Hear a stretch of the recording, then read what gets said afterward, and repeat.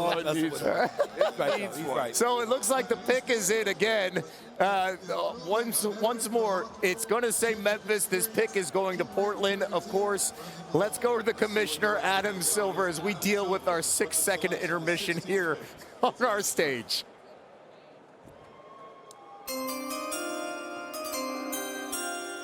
With the 16th pick in the 2025 NBA Draft, the Memphis Grizzlies select Yang Hansen from Zibo, China, and the Qingdao Eagles. I'm going to admit I do not have the scouting report. I'm just going to put myself out there. So let me help you here.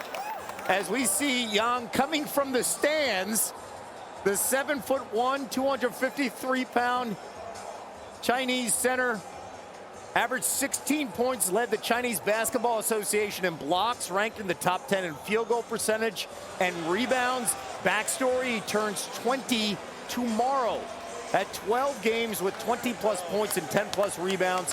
And when you talk about potential growth and the ability, I mean, he was part of the under-19 Chinese team, averaging 12 points, 10 rebounds, 5 assists, and 5 blocks. Well, that's quite a few. That's quite a few blocks. There's always an unconventional pick, and this is clearly one. Now, this ends up being Portland's pick, is right? This is part of that trade. Yes, this is Portland's pick. They've got Donovan Clingan. Now they're going with somebody, a huge player right here, a 7'1" player, and so it'll be fascinating to see. Obviously, they think they got something here in this player, and not somebody that anybody had though. In this range, I got to be honest with you. Nobody had this player anywhere near this. That doesn't mean it's the wrong pick. It's just it's the biggest. I will say this: it's the biggest surprise of the draft. Besides the fact I made it to pick 16 with Stephen A. and I did first take.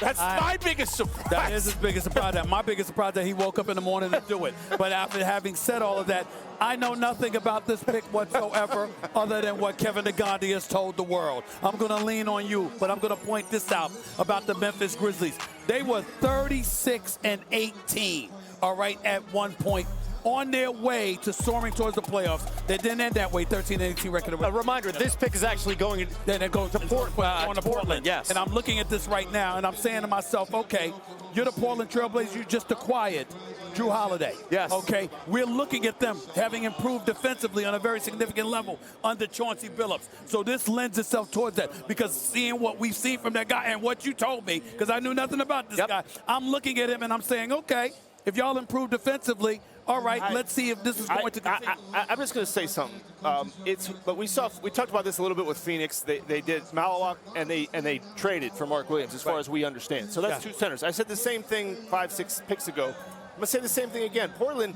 now you've got two centers. You cannot play these guys together. You can't. You're not playing Clingan and Young together. You're just not going to do it. So sometimes I wonder, what is this? You got a backup 5? You're hoping that one of them develops? That's what I question about deals like this. I will say this: when we watched Chet Holmgren and Hartenstein playing together, I know they played them off the court. They weren't on the floor nearly as much as they were accustomed to. But I'm looking at size on occasion. But not that Chet Holmgren has a little bit of a perimeter skill set, I will say. I'm talking about defensively. Right, defensively, but offensively got to be able to do something, and that's what I wonder about two centers together. I'm on